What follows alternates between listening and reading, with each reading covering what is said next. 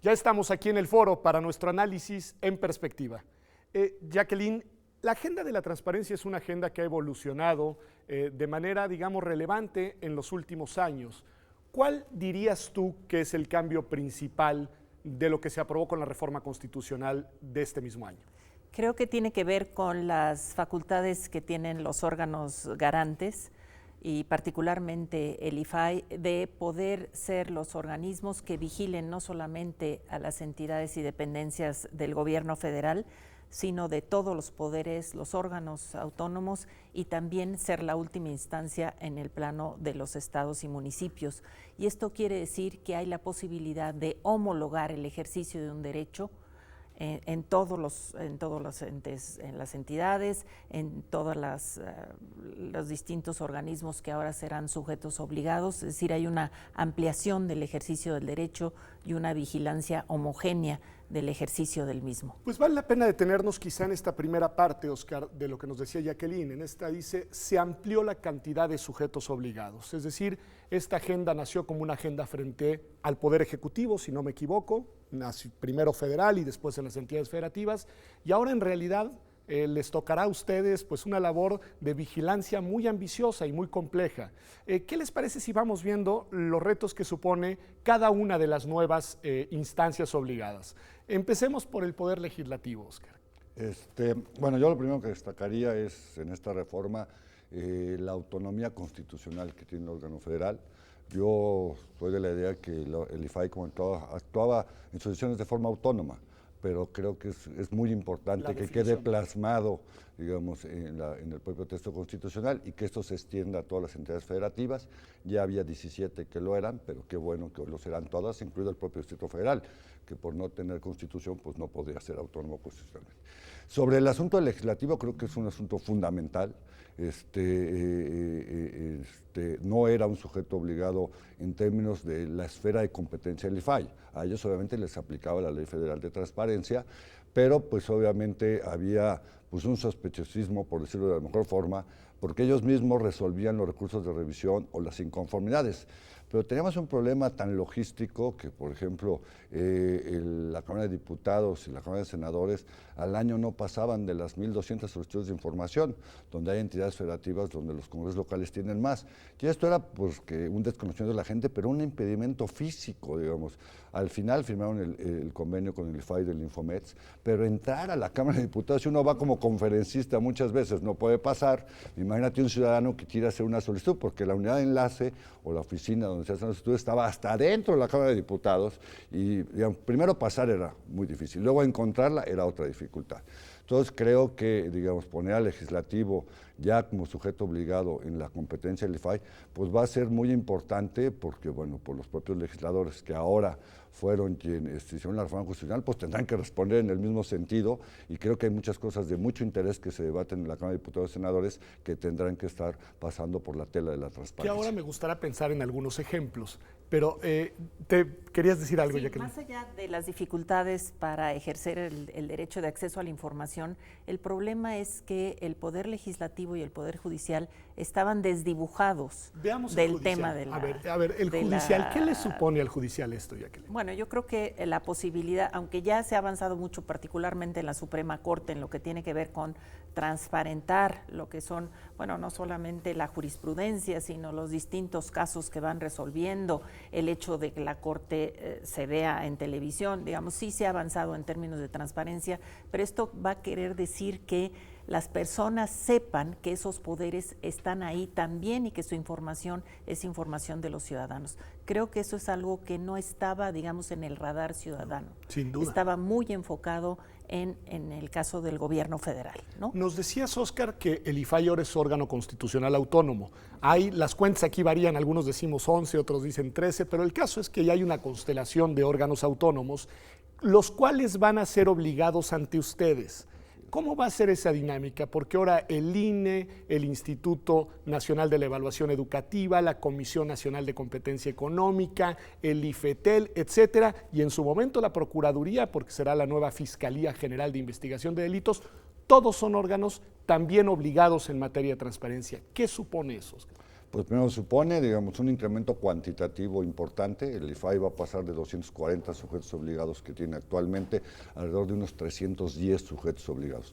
Muchos que todavía están en la esfera del Ejecutivo, que han sido creados en los últimos años en el presupuesto de egresos de la Federación, y bueno, pues obviamente todos aquellos sujetos que se suman, como es el Legislativo, y no solo la Cámara de Senadores, y la Cámara de Diputados, sino también la Auditoría Superior de la Federación, todos los órganos autónomos, incluido la propia UNAM, por decirlo así, el Banco de México, digamos, entonces hay un incremento cuantitativo. Ahora esperamos que no solo cuantitativo, sino cualitativo, y podamos tener, digamos, pues mecanismos de difusión que permitan a la gente poder también tener información de estos nuevos sujetos obligados, o que se denominaban en ese momento OSOS, otros sujetos obligados, pero también se incluyen ahora los partidos políticos de forma directa, no a través del Instituto Electoral, los sindicatos. Yo quisiera ser muy claro acá en el asunto de los sindicatos para no generar alguna expectativa. Los sindicatos no van a tener una unidad de enlace, no van a tener un portal, digamos, de internet, sino que son lo que llamamos sujetos obligados de forma indirecta. Ellos reciben recursos públicos, eso es innegable, muchos de estos recursos se pactan en los contratos colectivos, y esta información tendrá que ser otorgada por el sujeto obligado que está entregando los recursos. Y toda la parte, digamos, que tiene que ver con contratos colectivos, con tomas de notas, con consejos directivos, tendrá que estar, así ya lo marca la reforma laboral, en los portales de las juntas locales o, digamos, de la Junta Federal, o en su caso de la propia Secretaría del Trabajo. A ver, nos dice Óscar que el tema de los sindicatos pasa en realidad por la vía de los recursos, porque había mucha expectativa de qué se va a transparentar en materia sindical. Nos dice, bueno, acotemos que en realidad acá lo que importa, o más bien lo que hace que se transparente esta agenda, tiene que ver con el manejo de recursos públicos. Esto vale, Jacqueline, también pues para otros sujetos que serán obligados, que incluso podríamos ser los particulares que recibimos recursos públicos. Efectivamente, cualquier particular, tú o yo, que recibamos recursos públicos, somos sujetos de transparencia, pero difícilmente, si yo tengo una beca de CONACYT, me van a pedir que yo tenga un portal para, digamos, personal, para dar ahí a conocer cuánto recibo, en qué lo ejerzo, etcétera.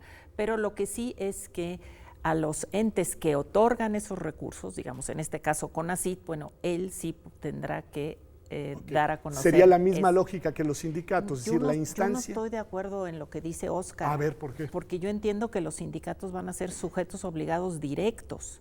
Al menos eso dice la Constitución. Eso dice la Constitución. Entonces, no va a ser a través ni siquiera de la Secretaría del Trabajo o de Hacienda, sino directos. ¿En qué? En lo que tiene que ver con los recursos públicos. Y obviamente hay muchas cosas de los sindicatos, igual que en los partidos, que quedan reservados porque al final son organismos de agremiados y tienen derechos como tales, ¿sí? Entonces, la parte de transparencia tiene que ver con los recursos que reciben y el ejercicio de esos recursos, pero sí como sujetos directos, los sindicatos, no como Oscar? está ahorita, digamos, en la ley del Distrito Federal, ¿no? Digamos, es un asunto que se va a definir en la ley secundaria, estoy totalmente de acuerdo.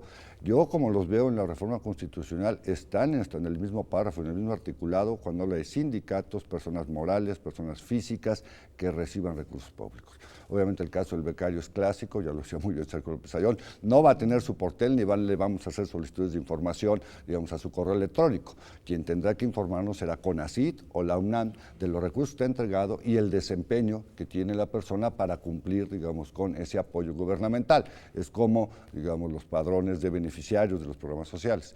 En el caso de los sindicatos entiendo que la discusión, digamos, se va a dar en ese sentido, pero también hay normatividad a nivel internacional que México ha suscrito, digamos, en términos de cuestiones laborales, y que estarían, digamos, impedidos. A nosotros nos tocó en el Distrito Federal esta discusión, y lo que hemos hecho es que a través del sujeto obligado, y hoy, por ejemplo, en el Distrito Federal se puede saber cuánto le da la Asamblea del Distrito Federal a su sindicato para el apoyo de los teléfonos celulares, para el apoyo que tienen para becas, etcétera, etcétera. Cuestión de recursos, diría. Pues, acá la parte, creo, principal es que en los contratos colectivos se empiece a afirmar que los recursos que ellos reciban tendrán que entregar facturas, comprobantes, monto, destino de esos recursos, y que en caso que esto no sea así, para poder cumplir el sujeto obligado con esta obligación de transparencia, tendrán que suspenderse las administraciones hasta que no se compruebe ese uso de los recursos públicos. Pero el sindicato es un sujeto obligado. indirecto. Pero bueno, yo Habrá que es ver, importante ¿no? que Porque se transparente. El mecanismo es el que hay que... Obviamente los derechos laborales de los agremiados, Ah, por sí. supuesto que no, ni tampoco lo que tiene que ver con las cuotas sindicales, eso ya está más o menos zanjado. Sí. Pero lo que tiene que ver con recursos públicos, sí creo me que parece tiene muy que ver. importante porque además lo que evidencia esta discusión es que hay que ir haciendo definiciones y que todavía hay temas que se tienen que ir precisando, no solamente en el marco de la ley secundaria, que ahora me dirán en qué estado está, pero que no se ha aprobado, sino también sobre todo en la sede del propio instituto, del Instituto Federal y seguramente también de los locales, que tendrán que ir definiendo, acotando, configurando, digamos, los alcances de estas normas. Pero me parece que podemos, Jacqueline, sí tener claro que la regla general es que todo lo que tiene que ver con recursos públicos es transparente y que la naturaleza de cada sujeto obligado dará pie para un tipo de obligación distinta en la materia. Efectivamente, creo que eso es lo que se definirá en las leyes secundarias, pero que el principio es que son sujetos directos. ¿Sí? Porque los menciona la Constitución. Porque lo menciona la Constitución. Yo más quisiera, digamos, habría que definirse en la ley secundaria. Creo que el objetivo, no estamos de acuerdo, es que hay que transparentar, declara de forma muy clara, digamos, y no solamente los montos, sino el comprobante del uso de esos recursos.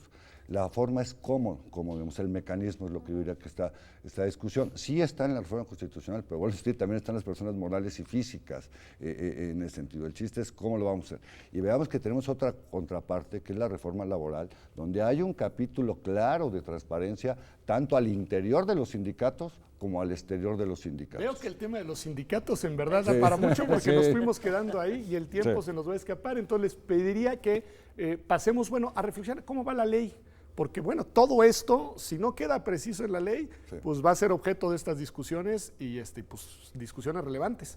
Bueno, ciertamente después de que se promulgó y se publicó la reforma constitucional, lo que venía era la Ley General de Transparencia y la Ley General de Archivos, y esto ya se está trabajando, ya se está discutiendo, ya se han abierto ¿En sede legislativa, foros. En sede legislativa, pues no todavía en foros abiertos, pero sí en una interlocución con académicos, con organizaciones de la sociedad civil. Esto es muy interesante porque esta es una agenda que desde su origen se fue construyendo desde la ciudadanía y por lo que comenta Jacqueline, también en esta etapa entonces se está consultando, ¿a ustedes los consultan, Oscar, en el IFAI? La mecánica que hemos hablado de trabajo es hacer para cada uno de los instrumentos, que ahí todavía hay confusión, si son 3 o son 2, y en un capítulo va datos y acceso, de entregar a nosotros una propuesta. El IFAI, digamos, dejó un documento, la COMAI ha entregado un documento, la red de revisión. ¿La COMAI qué es, perdón? Es la que agrupa a todos los órganos garantes de transparencia del país.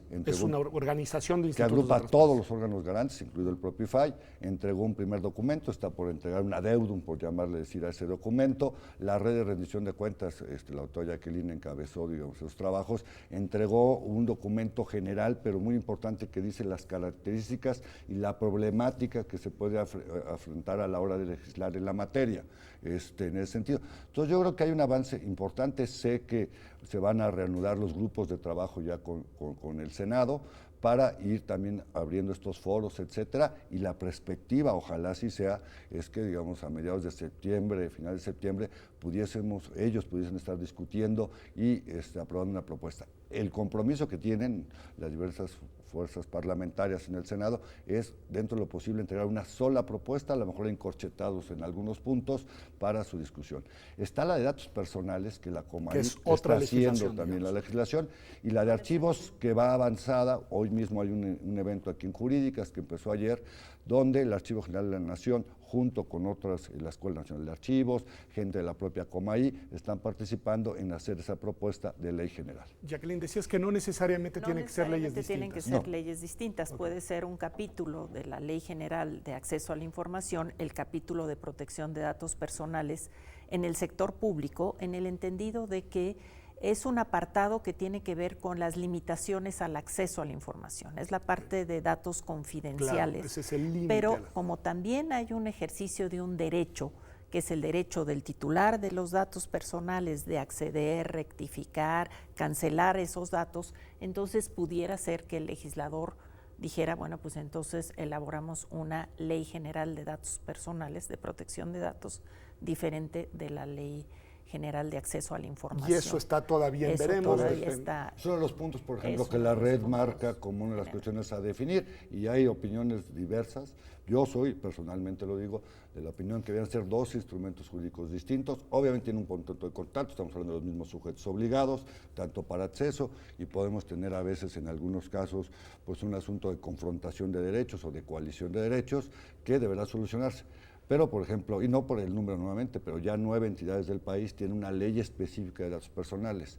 Yo, desde mi experiencia en el Distrito Federal, solo la teníamos como un capítulo en acceso, como la mayoría lo tenía, pero la problemática, de verdad, tiene una problemática muy específica, el asunto de las auditorías, el asunto de los niveles de seguridad, bueno, los registros de los sistemas de datos personales, tiene toda una problemática específica que desde mi punto de vista sería lo más sano, pero están las dos opciones, lo reconozco, de que puedan ser dos leyes, digamos, instrumentos separados. Desde la primera intervención de Jacqueline y ahora con esta reflexión tuya, Oscar, se apuntó un tema que no podemos dejar en el tintero y que les propongo que sea el que retomemos ahora regresando después del corte, y es el que tiene que ver con la relación entre el Instituto Federal y los institutos de las entidades federativas, la manera en la que ahora tendrán que coordinarse, la dinámica en la que el Instituto Federal se convierte en una instancia que revisa lo que deciden las entidades federativas.